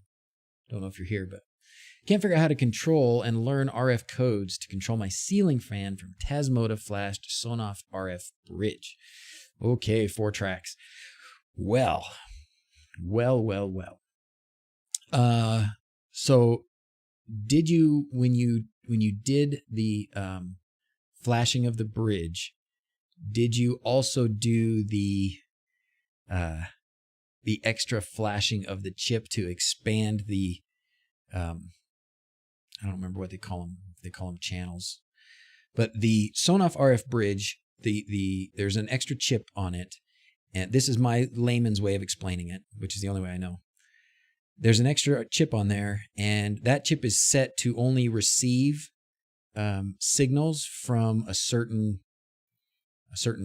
band, I guess, or something of RF signals, or a certain type of RF signals. And there's a bunch of others out there, and your fan remote might be one of those that, you press the button, and if your RF bridge, your Sonoff bridge, doesn't receive a command, doesn't receive any information when you press that button, then what you need to do is flash that chip as well.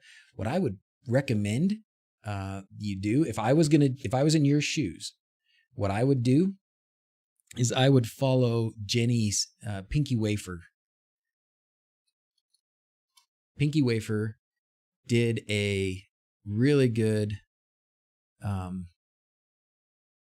RF bridge ESP home video here, and I would follow that one.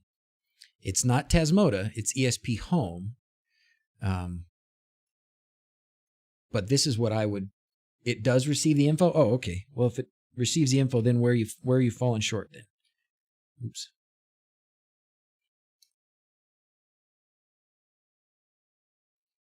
Average Joes want to say hi. The Packers are on. I'll watch it later. Had a new idea on the mega tree for you. I'll tell you later. Okay, yeah, do tell me. So I'm going to go down. Let's talk about that for a minute too. We'll help 4 tracks. If it receives the info, then you should be able to send it out. So tell me where you're getting stuck after that part, and we'll see if we can point you in the right direction. Now, let's talk about.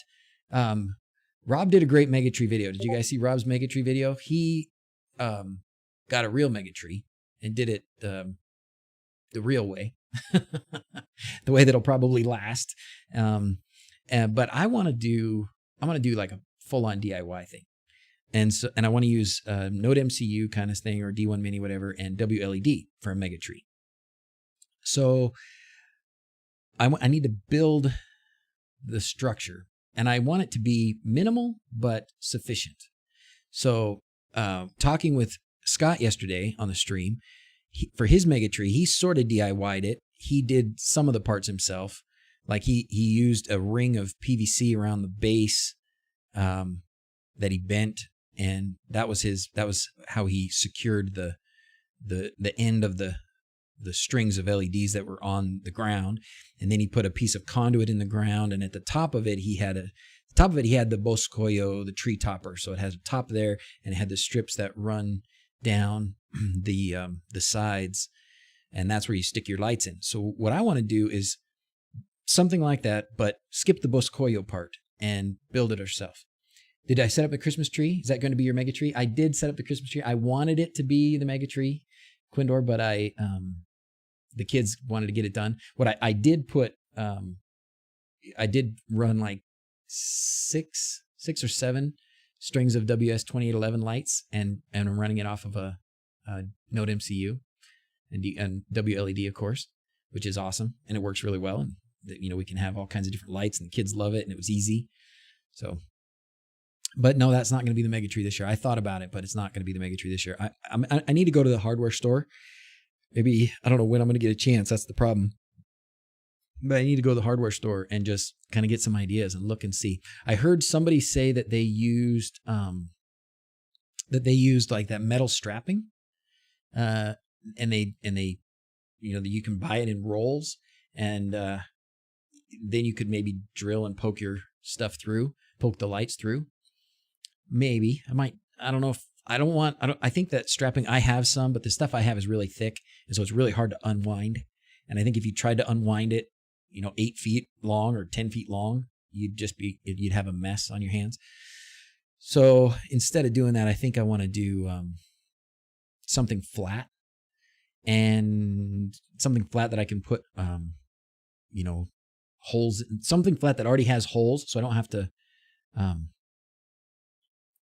there's some magic that you need to do with configuring strings and strands to let you zigzag. Oh, you mean like if you're going around the tree, Rob? That's good. You know what? We should probably get Scott to answer some of that. Do you know how to do it, Rob? Or you just, I know it exists in there, but I don't know. Plastic pipe hanger strapping. Ooh, on Amazon? Let's look at it. Let's see. Yeah, shoot some ideas. What have you guys thought about? If you thought, okay, I'm going to build my own Megatree. What have you thought about using? Let's get some ideas, and then we'll go for about another 20 minutes, and then we'll cut the stream off today. What did you call it? You said plastic pipe hangers?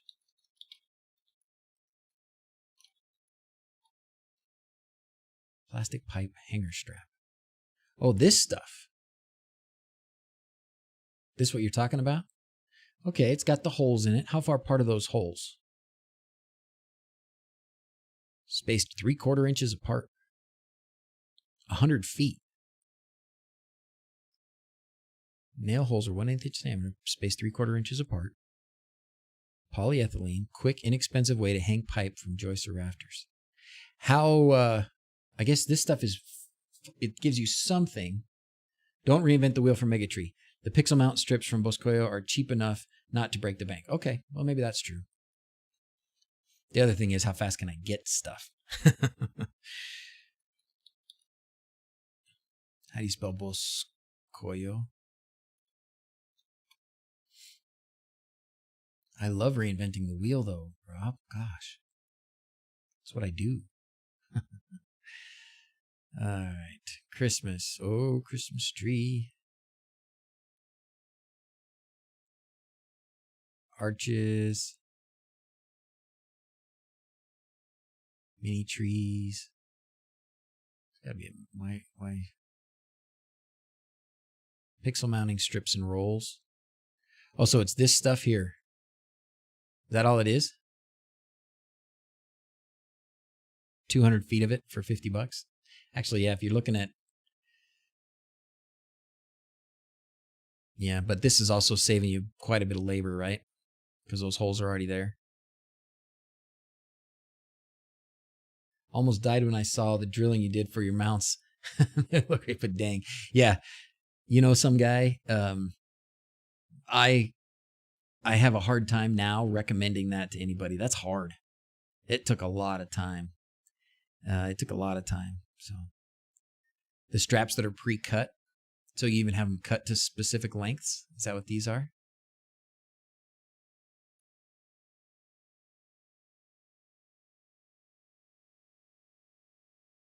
What's the length on these? Does it say?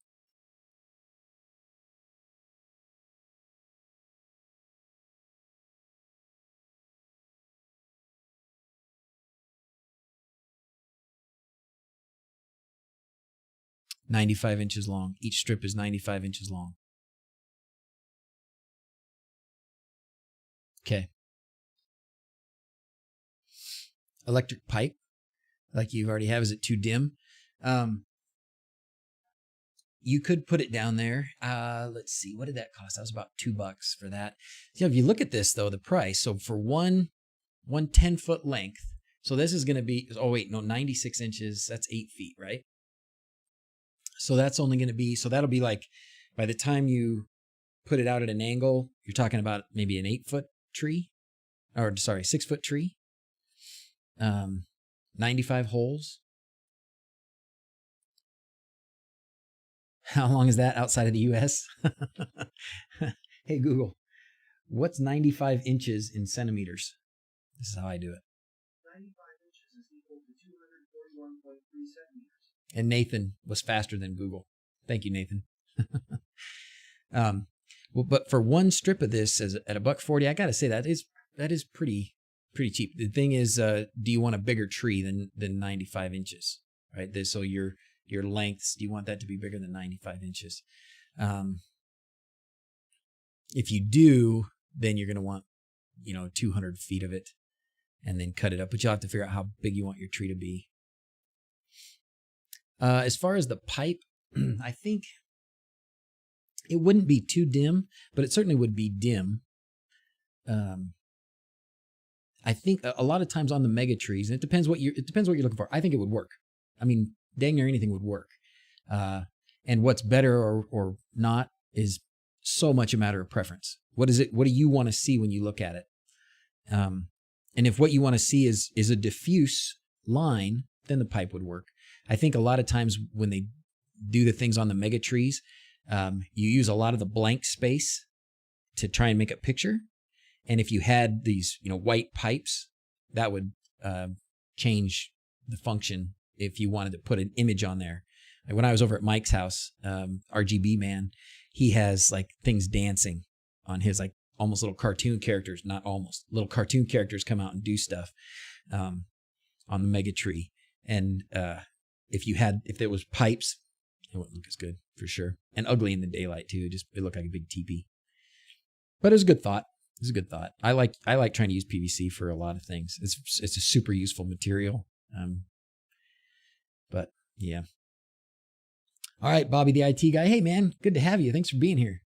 Have a good one. See you later. Off to work. All right, Dave, community open hab. All right. Building a control LED strips from an open source ESP32 project. We get closer to the holographic Christmas trees. I'm ready for a holographic Christmas tree. That'd be awesome. Strips are pre-cut, rolls continuous. You got to cut it. Yeah, I have to agree, Rob. That's not yeah, you're going to have a hard time probably finding something to DIY that's going to be cheaper than that. But I'll try. I'll look for it. And I think, in my mind too, it would be nice to not use this at all. Could you do something where, you just hang the lights? Well, if you just hang them, then they're going to twist, they're going to turn, the wind's going to blow them, and it won't be as clean. It won't look as nice. But it's what is it you're looking for? Maybe for your first tree, you just hang the lights. The next year, you buy some of this stuff and build the thing. So, yeah, that's just this stuff, $1.40 even for this. But I can't imagine at this point that they would be able to get this to us in a timely fashion. I don't know how long it would take, but it would take a long time. Wait, $120? I thought it said $50. $50. Oh, I hit the 500 feet. 200 feet if you're doing, so Rob, your tree, you bought a whole kit of this, right?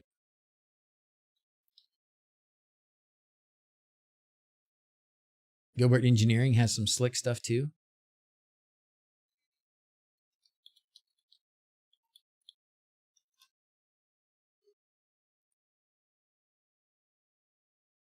And anything with those pre-cut holes. I've got a good friend, with a CNC router that could whip out something like this with the hose poked in it, like nothing.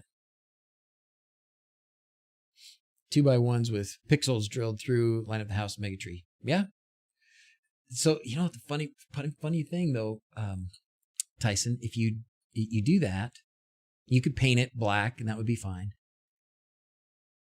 2x1s. How much do they cost each?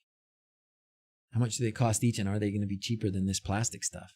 They'll be sturdy. That'll be nice, right? You could just, they'd probably hold themselves up a lot real easily. You wouldn't have to have a lot of the other structural stuff, maybe. It's not a one-day project. Rob did his pretty fast. What was it, 6 hours? $1.20 for 8 feet, so it's the same price. Okay. Huh. So maybe for now, if you wanted to do something and you didn't have time to wait for Boscoyo to send it, you could do that. Right? Go to Home Depot or whatever, get the 2x1s. You'll have to drill the holes, and that'd be a lot of drilling. If you're talking, 50, almost, it depends on how you do it, but about 50 LEDs probably going from bottom to top on each one. That's a lot of holes too. It's a lot of time to drill holes. Get a sheet of plywood, LED strips, lay them a flat tree quick. Yeah. And maybe, I already used all my flat strips. That's probably what I should have done, but I put them on my castle instead. I like the idea of using the flat strips and not having to drill the holes. I do like that idea. Wasn't it you though, Paul, weren't you saying don't use strips outside? They cause you all kinds of problems. My strips on my castle are not dead, by the way. That's awesome. They just, one part of it, one of the hooks broke or something. And so part of it was drooping down. And so when I was looking out the window at it, I could see that there was something bad, like a blank spot. It wasn't following the line like it was supposed to. And it was just because it was hanging down. So you'll love the flat strips until you got to replace one. Yeah. Yeah. Cool. Yeah. I think that Boscoyo stuff looks pretty good. I like this. This is fun. So this is what this guy has. I got to talk to my friend about making some of these kinds of things. Because this would be with a CNC router. He's got my friend that helped us make, Tyson, you saw, and some of you guys have been watching for a long time, that big dragon I've got it on the wall over here that we took to the Maker Faire last year. My friend that has the CNC router that helped me make that, we could whip out something like this like no time. I'll talk to him tonight. We'll talk about doing something like that. Okay, let's do the project. Let's do the mega tree. Tyson, how do you want to do it? How about, I want to say you want to do it here and then you can take it home, something like that. I don't have enough lights. Oh, maybe I do have some lights. We could try that. I need a friend with a CNC. Yeah. Where? Oh, Paul, we talked about where you are. I can't remember right now where you are. Louisiana. No, not Louisiana. Iowa. No? Something like that. because those are close together. Everybody needs friends with a CNC. So one of these days, I want to build a 4x8 sheet CNC machine. Louisiana. Yeah, I was right.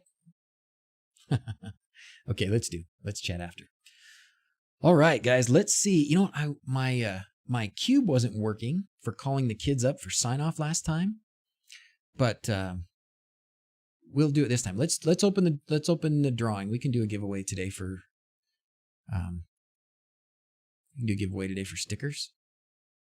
Create new stickers. Today is the 15th. Woo boy. Okay, giveaways open for stickers. Go, go, go, go, go. Any Cali people? Maybe a few. Who's from California? How do people do those lip sync singing faces in X-Lights? There's the Cube device has automation supports now, by the way. Oh, awesome. Let's go into my home system real quick and look at why I think it had something to do with my maybe I updated the add-on for decons and something went kooky. Auto update. It's updated. It's on. Let's open the web UI and let's see what happens.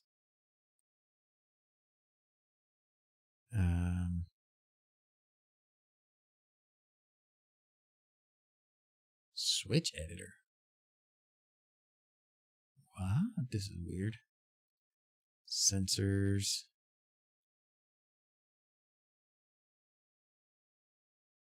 Where's my motion? Where's my sensor? Connected sensors. Oh, I wonder if could my battery be dead in my cube? Daylight sensor, motion sensor. Why it's not showing up? Does it show up as a switch? Oh, maybe it shows up as a switch. No, switch. Yes, this is it. Okay, let's see if I turn this. Is it gonna update the state? Yeah, it's not updating the state. That's the problem. So it's not connected. Oh yeah, there it goes.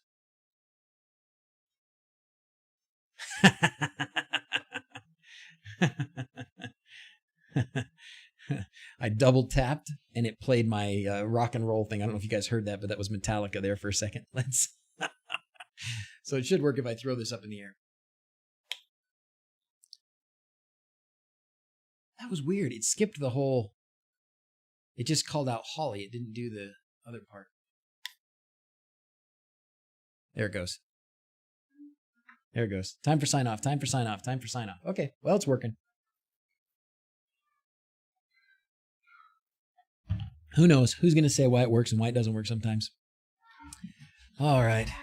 Here they come. Here they come. Holy cow. Holy cow. Sticker me. Sticker me. No, sticker me. Two types of faces, matrix versus traditional. You import your face and the lyrics, timing, X-Lights, combine those. So you can either do it by having a built thing, like those, some people use the light bulbs, which are really cute, or you can just do it on a matrix. Right? Okay. I heard it said Holly first. It did? Yeah, it did. Yes. So Holly gets to pick. Let's see how we're doing. Who do you? You want to do the unicorn? Sure. So let's do the unicorns. We're going to do the unicorns one time because Dawson likes the farting unicorn. Go figure. He's an 11-year-old boy.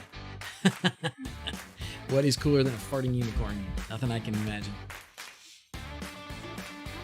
It is sign-off time. Can you believe it? Flying through Salt Lake City tomorrow. Make sure to wave. Okay, do. Where are you flying in from, Jeff? Are you flying in from the north, the south? We talked about where you live before. I can't remember. Most of the planes seem to fly in from the south. So about the time you pass over Utah Lake, about the time you get past Utah Lake, then wave at us. Dawson, boys and girls, it's Christmas. Santa's watching. Dawson. Santa Claus is coming to town. Columbus, Ohio, on your way to John Wayne. Oh, okay. I know. I'm sorry you're in Columbus, Jeff. I really am. Columbus? What's Columbus? Oh, my head. Your hands are cold, baby. One scene can't turn off another scene. So scenes are not on or off. Scenes are activated. and it's a one-time thing. So they don't have a state that's on or off. So you can't turn off a scene. You'd have to set an opposite scene. You set another scene where all the devices are in the opposite state. You'd have to do that differently. And I was confused about that as well. So it's not a dumb question. Can we do this?